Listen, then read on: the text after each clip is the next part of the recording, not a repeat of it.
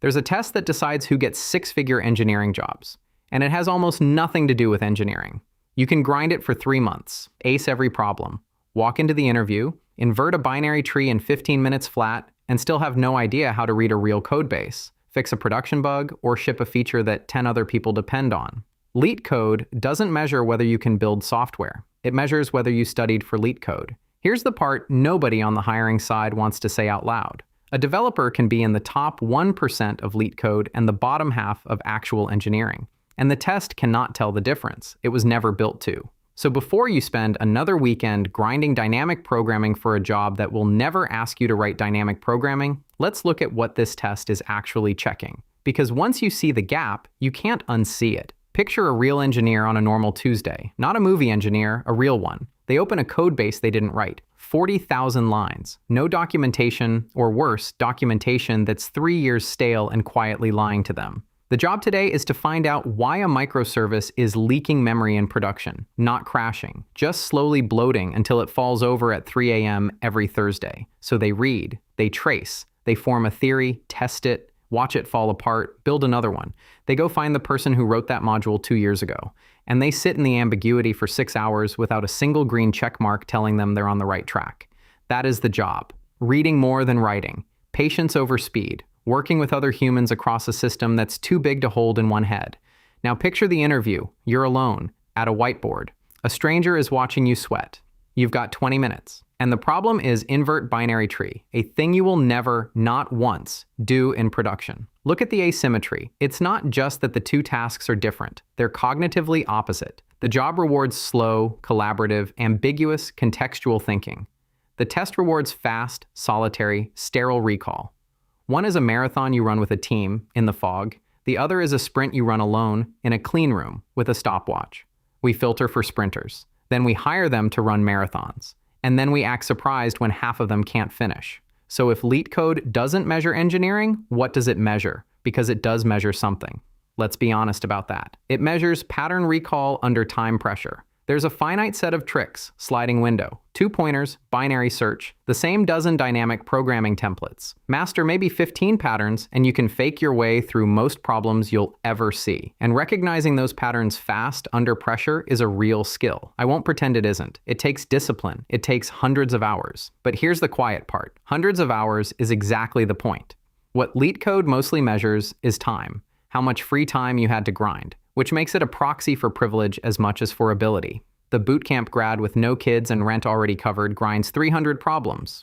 The single parent working full-time to fund the career change does not have those weekends. So the test isn't really a test of creativity. It's a test of conformity.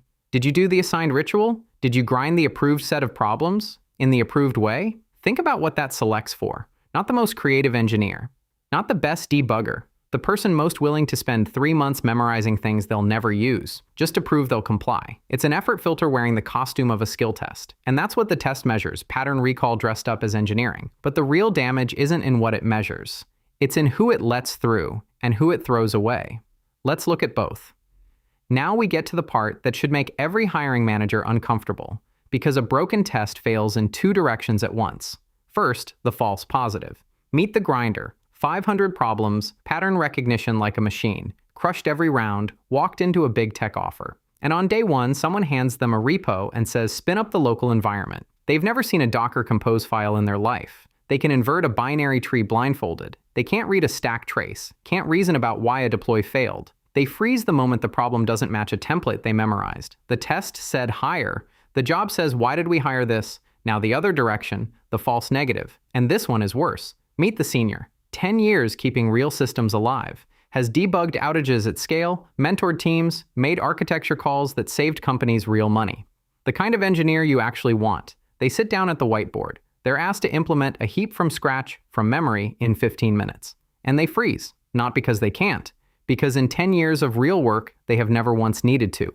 They reach for a library, like every competent engineer does, because reinventing a heap by hand in production would be a fireable decision, not an impressive one. But the whiteboard punishes the exact instinct that makes them good at the job. So sit with that. The test lets in people who can't do the job, and it rejects people who've been doing the job brilliantly for a decade. A measurement that produces both false positives and false negatives at scale isn't a strict filter. It's a coin flip wearing a lab coat, which raises the obvious question. If it's this broken, why is it everywhere? Why does almost every company still run it? And the answer is the uncomfortable one. It survives not because it works. It survives because of the incentives around it. Follow those, not the test. It's cheap. One engineer can screen 100 candidates with the same 5 problems. Real evaluation, sitting with someone, watching them navigate actual code, judging how they think, that costs senior time. And senior time is the most expensive thing a company has. It's scalable. 10,000 applicants, one automated filter, done. And then there's the part nobody puts on a slide. Picture a legal team reading the complaint from a candidate who got rejected and decided to push back. With LeetCode, the whole thing resolves in 5 words. They failed the standard technical assessment. Clean. Defensible. Now try writing 5 words that defend, we just didn't think they were a good fit. You can't. That second sentence is the kind that invites a lawsuit. The test isn't there to find the best engineer. It's there to give HR a paper trail. And it's a cheap signal of grit. They ground 300 problems reads as they'll work hard, whether or not that has anything to do with building good software. So put it together. Cheap, scalable, legally bulletproof, and a convenient proxy for effort. Notice what's missing from that list. Accuracy. Whether it actually predicts who's good at the job never made the cut. This is the theater of engineering. Everyone knows the play. The candidate pretends grinding LeetCode means they can build. The company pretends the test means they screened for skill. Both sides perform the ritual, because the ritual is cheaper than the truth. Now, to be fair, a few companies have started to notice. Meta ran a pilot late in 2025 that let candidates use an AI assistant in one of their coding rounds. Canva dropped its computer science fundamentals round in favor of AI-assisted coding, so the cracks are showing. But look closely at what didn't change. The incentive structure that created this whole mess is still standing. Cheap, scalable, legally defensible. That math works exactly the same whether you filter by LeetCode or by how well someone prompts an LLM. And the cheating tools? There's one that reportedly hit around $3 million in annualized revenue helping candidates fool LeetCode interviews. It didn't kill the ritual, it made it more absurd. Because now we're not even testing whether you memorize the patterns. We're testing whether your AI recognizes the pattern. The theater didn't close, it just added an act. And the people who pay for that theater are the false negatives, the great engineers filtered out, and the teams that hired the false positives and won't find out for 6 months. And maybe the hardest part is this. If you've grinded LeetCode and gotten the job, that wasn't nothing. The discipline was real. But it's worth being honest that the thing you proved and the thing the job needs were never quite the same thing. We've all performed in this theater. Most of us had no choice. Which leaves the real question open. If LeetCode doesn't predict who's a good engineer, if grinding a finite set of patterns proves almost nothing, then what does separate the seniors from the people who only know how to follow templates? The answer isn't in how many algorithms you've memorized. It's in how you understand the quality of what you build. It's in whether the thing you actually shipped does what you think it does. And most engineers, senior ones included, have no idea. Not because they're lazy, because the tool they use to check is lying to them. That tool is your test suite. Most engineers trust it completely. They shouldn't. I break it down in the video on why your unit tests are lying to you and what senior engineers test instead. Because if the interview was theater, the way we verify our code might be the next stage of it. Watch that one next.